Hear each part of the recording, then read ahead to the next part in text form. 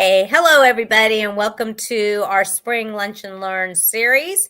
I see a nice white spot right there. It's a I don't know. halo.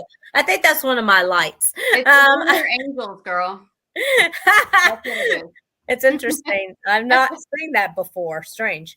My lights must be working, my dimmers. Sometimes they've been flashing on and off lately. But I'm Helen Panos. I am the owner of Dynamis Learning, a K through 12 tutoring SAT, ACT prep company. We do now executive functioning. And so I wanted to bring on my coach, Krystal. How are you doing, Krystal? I am doing great today. Loving this new weather. This thing called warm weather and Yes. sunshine. Yeah, I'm all about Happy Happy International Pie Day, by the way. Did you know it was Pie that. Day? Ooh, 3.14. Do you know the rest of Yes. them? You need to take your kids out for some pie. That's right. I'm sure there's some 3.14 pies out there. There's gotta $3. be. We need to make one. Shoot, I didn't even realize. Okay. Yeah. Then you can teach them all about it. That's right. Actually, on my Dynamis page, we have, I think my assistant Destiny posted a recipe for Pie Day. I don't know if it's I didn't get to look and see if it's a pastry pie or what it was, but she posted something. And in our newsletter, we have something too. She posted something there too. We'll give it a shot.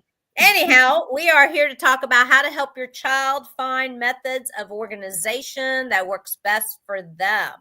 And want to we want to help parents do this because it's all about you guys working with them all the time.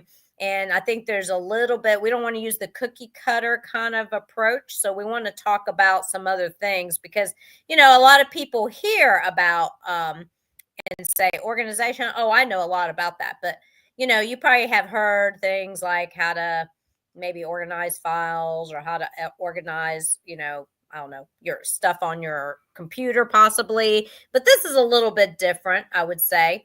And so I want to start off by, first of all, introduce yourself, Krystal, and your background. Hi, my name is Krystal Dement, and I'm an executive function coach. I work with kids with ADHD and executive dysfunction to help them to function in life, in all areas of life.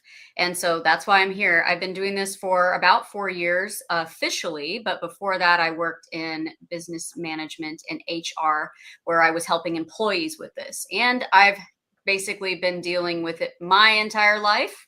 So I've been there, done that. I was a kid that had these issues, and now I'm an adult that's figured out how to deal with them and wished that I had known that when I was in school. So, Yeah, the many things I wish I knew when I was in school too. Right.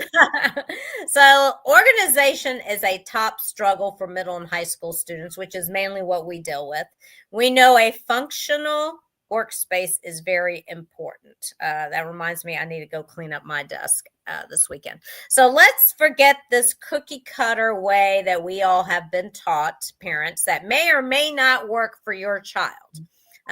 What are some tips, Krystal, that you can give parents that will help ease the stress around this issue of organization and consequently lead the child to academic success?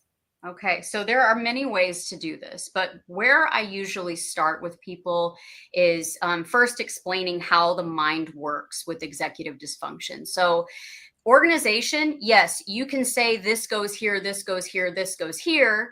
And a normal person would say, okay, I'm gonna put that there, and that there. However, when you have ADHD or executive dysfunction, it's not about what we know, it's about doing what we know, because we have that issue of doing that in the moment. And so you have to address that in different ways.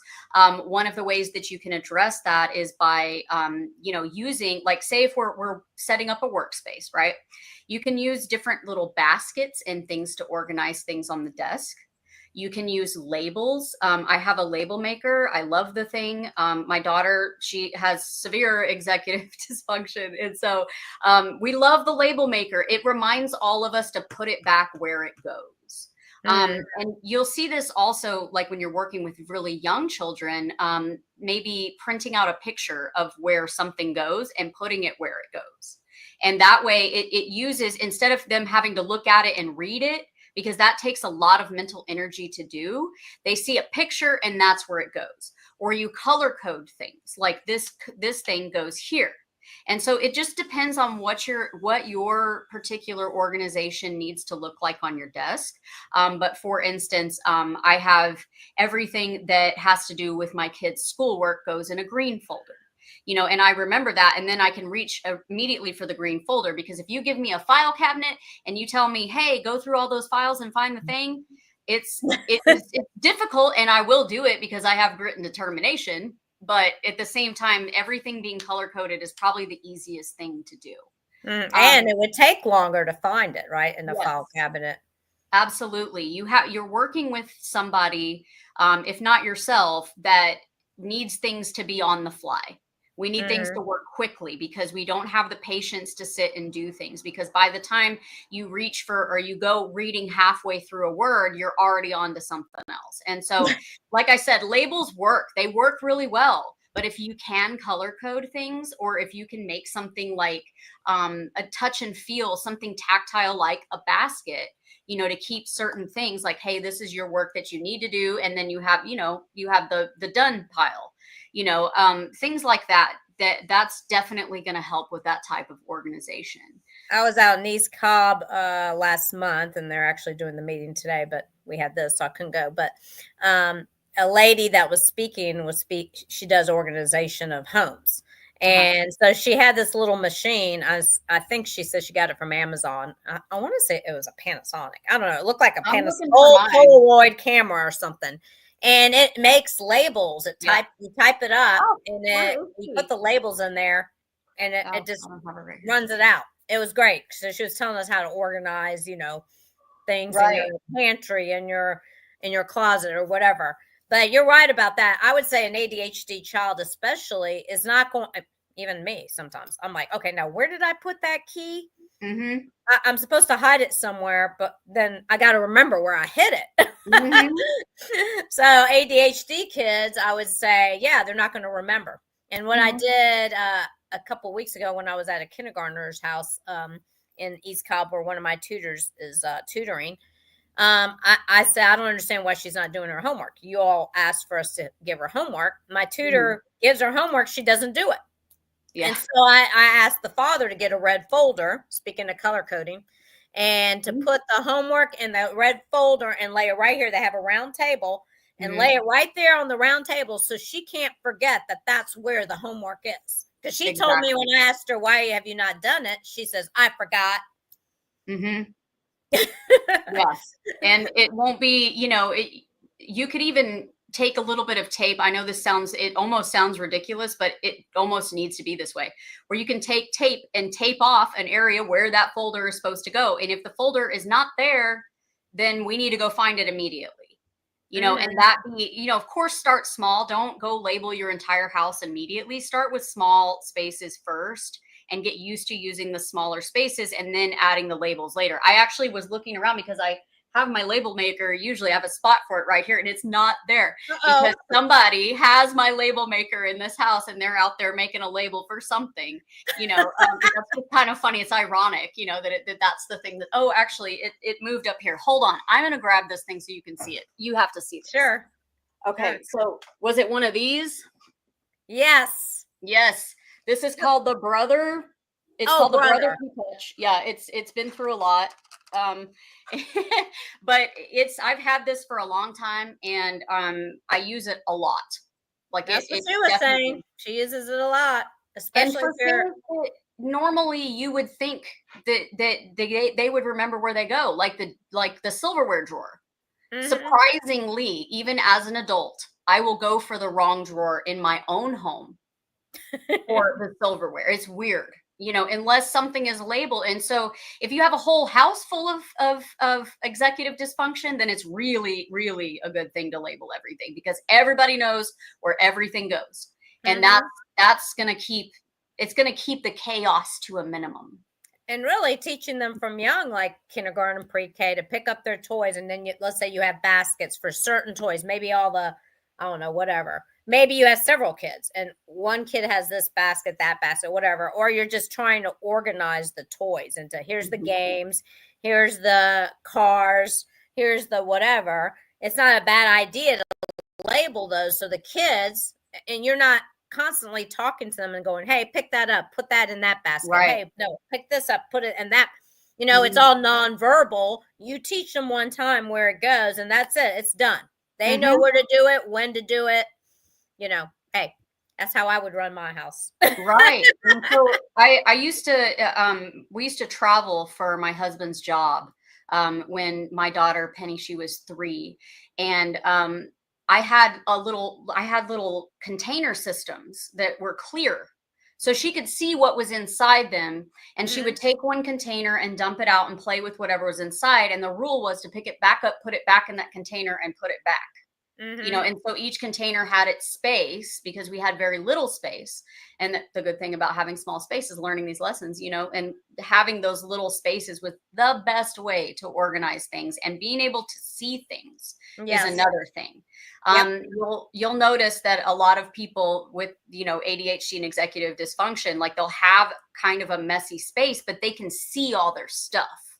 And so having like those cork board, or like what do you call them? Where where you put it. You know what I'm talking about? The little, the thing that you put the thing on. Yeah. The soft ones. Yeah. Yeah. So having something like that where you can, have things where they go, everything important needs a spot. That is where you need to keep it. Keep that in mind. Everything important needs a spot. Even laundry, teaching them, to sort their whites with their versus the blacks from young. Right. You not just have them do it and teach them that. And like I have colored bags, so I know the white bag has my regular lingerie, whatever. The dark one for me is the dark clothes, the dark green one, and then the maroon one is the towels and stuff like that. So that's how I have my laundry actually too. So then I just know which ones I'm doing today, and I grab that bag, and I know that bag is towels or whatever. Yeah, exactly. It's just like that, but with everything, and you need to do it on a macro level. Like you really need to do it on a macro level, and it's important that kids, organize their desks, keep it organized. Right. And there's still gonna be moments of disorganization because in the moment you'll see it. It'll happen, but you just have to keep practicing with them to keep putting the things back, and you have to do it with them. You can't just say do this and then walk away. You have to do the I do, we do, you do. So you do it, you show them what to do, and then you do it with them until they get used to it, and then they can do it on their own. And the sooner parents you teach them how to do it, it's better. And like Krystal said, I think the main thing I want to drive home today is that just because you as a parent do things a certain way, that doesn't mean their brain is the exact same thought process. So I want to be clear about that. That's the main thing about this whole organizational Facebook Live today is parents tend to want to instill how they were taught to do organization. And they think that if you have multiple children, they all may be different. And depending on, you got to find what works for them. And Krystal does, I guess I would call it a personality test, right? Yes. So different personalities. Yeah. Different personalities. I tend to follow Myers-Briggs. I kind of see everybody through that lens immediately when I meet them, because it helps me to help them with these organizational skills. Because some people do really well with the organized 1, 2, 3, ABC, perfect. They like that. And then there's some people that get overwhelmed with that. And so you kind of have to dial it back a little bit for that type of personality. And so that's another reason why coaching is important, is because I can actually talk to you and help you to figure out how to organize for your particular child. Just like if an organizer was to come into your home, right, they're probably going to ask you, like, what's the best way? What do you use in a pantry the most? Let's say you want to get your pantry organized. What are the things you use the most? Maybe they have to go right here in eye level, or, I mean, I have an organizer for my lids now, for my Tupperware, all kinds of stuff. My lids. Oh yeah, it took me pots and pans. Because my husband will just throw the pan, the top, the glass on, just stack them on top of each other. So right. I stopped that by getting a rack. Yeah. Who would have thought, right? Imagine that. And it works. He's following along with it. So let's go to question 2. A child keeping track of assignments and knowing how to study is key to overall success. As parents, we know that these lifelong skills bring about better choices later in life, which is what we want for all young people, right? Again, ignoring that cookie cutter type of approach. How can a parent help their child see that a different approach to note taking may be what makes their life easier and yields great success in school and in life, because it'll carry them into life, the skill. Mm-hmm. So what do you think about that, Krystal? So I like to use something that's called Cornell notes. And you can use this in a lot of different ways, but particularly for organizing things that need to be done. When you have a lot of things that need to be done and you have executive dysfunction, it's not like you say, okay, I have science homework, math homework, this, and then I have to practice my, dance routine. It's not quite like that. I actually have to go macro again with the things, because the way that the brain thinks, it doesn't think linear. It thinks in all these, it grabs little parts from everything. And so to organize something like that, you can have like a legal notebook, the one that has the line right down the middle, those little notebooks that have the line. Actually, don't have one, but anyway, the little notebooks. Here I go again. The little notebook. I have seen the little spiral that has the red line going down. Right. And so the best thing you can do is have the child sit down with that spiral, and on the right side, write down every single thing that they need to do, even if it is, say, get a snack for my study session. Things that they'll remember to do. Gather my materials that I need to do this research project or whatever. Right. Grabbing the materials for the research project, writing out the actual steps of the research project. And in that, it doesn't matter what order it'll come in, but it'll say something like, I need to gather this for my science project. I need to go get a snack for this. I need to do this for my math project. I need to do this one for my science project. Okay, so you're back around the science project. You can see how the brain works, because it's going to be jumping all over the place. And then you're going to have something like call grandma tomorrow, and then it's going to be like that. But what you do is, after everything is on there, then you go out to the other side and you organize those things and say, okay, science project, right? And then you say, preparation, and organize them. And you can actually move them onto another page and reorganize them if you have that many. They typically, in school, they're not going to have that many steps, but teaching them how to do Cornell notes is going to help them to do even things like cleaning their room. So, wow. You can use it in so many different ways, but what it's doing is capturing those fleeting thoughts that are jumping all over the place. And it doesn't matter what the thought is about. You're trying to organize what you're doing, and you're going to have all the other things too. Write them all down. Write down everything. Write down that you may need to make sure to clean out your locker next week, and then go back to writing down all the things, because ultimately it's all going to be written down, and you can reorganize it, reprioritize it. You can go to the other side, write the priority of what you want to do, 1, 2, 3, and then rewrite them to the right way. And by doing that over and over, you're going to build that scaffolding in the mind. And so that's why coaching also is important in this one, is that we can use different situations that you have and use the Cornell notes and teach you how to use it for different situations. Oh, that's terrific. I've been, we were, oh gosh, what do you call that type of a school? I'm trying to think. It's a program, and I can't think of it right now. And our school had it. My school had it. And within that program, they all were taught how to use Cornell notes. Yeah. Because the way we were probably all taught is do an outline of our notes or something like that, right? That probably will not work for an ADHD child. I'll say that. Interestingly enough, if you do it backwards, it's called reverse planning. That's another one. You actually start thinking about what the end goal is, and then what that's going to look like. Because a lot of minds think that way. Like, I write things backwards. Yeah. I will start writing the content of things, and then I'll go back and organize it. And usually I'm like, the conclusion is going to tell me what I wanted it to be ultimately, even though the first part does too, but it's like, it's something interesting about doing something backwards. And also when you're planning things backwards, you're not coming up to the last minute, thinking, oh crap, I didn't do that. Oh crap, I didn't do that, because you thought about those things first. And so there are a few different ways to do it. I like to start with the one with Cornell Notes that, that's going to be the first one I talk about.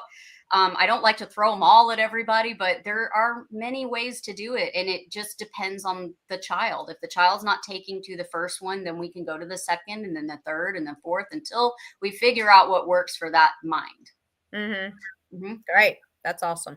Yeah. So folks, this is the last of our 4 Facebook Lives. But the good news is Krystal will be joining me again when I start my summer Lunch and Learn series. We'll probably have that on a Wednesday at noon. We'll determine that soon. But I think, we're probably going to start off at the middle of May, and I usually go till the end of September with the Facebook Lives for the summer. And every month I have a couple guests, but what we will probably kick off with is, if it works in Krystal's schedule, to kick off with all this executive functioning, and because there's more that we can talk about that we didn't speak about. We hit the top 4 issues that most kids have, but there's a lot more that we can talk about. We may even do a panel or something like that one time and bring some other people on to the Facebook Live that I'd like a psychologist or a pediatrician. So, there's a lot to come. I'm excited about the new Summer Lunch and Learn series. I've got it working out in my head, and we're going to be meeting soon to talk about some things. We'll probably have a executive functioning webinar as well soon for parents, and that will, just look out for the information on that soon. We'll probably be doing that by April. So anyhow, I appreciate you coming on, Krystal. I know, I just had a parent call me, and I think what they realized was that when they called me, they said, I need y'all to help him get his project done. And what I immediately in my head thought was, he doesn't understand the steps or can't get the steps figured out on his own. Talking about the end in mind, right? That's how you should do a project, really. And so a lot of times when I was a teacher, I would have parents go, can you please help him? His locker is a mess. I mean, I'll come over here and I'll clean it one time, but we all know that it doesn't take just one time. Somebody's going to have to check in with your child if they have a very messy locker, because who else is he accountable to, or she's accountable to, and keeping that locker clean. So also, I just remember parents asking me, can you spend some time organizing his notebook or her notebook? And, teachers really, I just have to be honest about this. Teachers do not have time for that. Barely would I have time to do that. I would have to call them up to come up during lunch and try to eat their lunch while they try to organize their notebook. Is that very effective? No. Or they would have to stay after school in one of my tutoring sessions I would have once a week. So it's really difficult for a teacher to be asked to do that kind of thing. And one time is not going to really cut it. So please reach out for a complimentary discovery call by emailing us at info@dynamislearningacademy.com, and we can talk about how we can help your child, figure out whatever it is that's dysfunctional right now in their life. Anything else you want to add, Krystal? I mean, coaching is accountability. And so that's something that I will add to, because with something like a locker, it's accountability. Like we're going to be talking about every week, hey, did you clean out that locker like we talked about? Did you follow the list of what to do? What challenges did you have? Was it easier for you? Asking things like that, and just keeping them accountable for those things, because I'm going to remember. My job is to remember those things that we are talking about doing. Right. And so, yep. Cool. Well, thank you for joining me for these 4 Fridays. And everyone, you guys can get the replays because they stay on Facebook for 30 days. If you go back all the way to February 21st is when we first started the first one with task initiation. I think the second one was on the 28th, and that was on emotional control. The third one was on priority planning and projects, things like that, which was last Friday, the 7th, and then today's. So we will do the drawing for those people who responded, whether you commented or shared this, you're in on the drawing for the Amazon gift card. So I'll do that later today and let the winner know who they are. Well, thank you again, everyone, for joining us. And I hope you guys have a great rest of your day. Bye for now.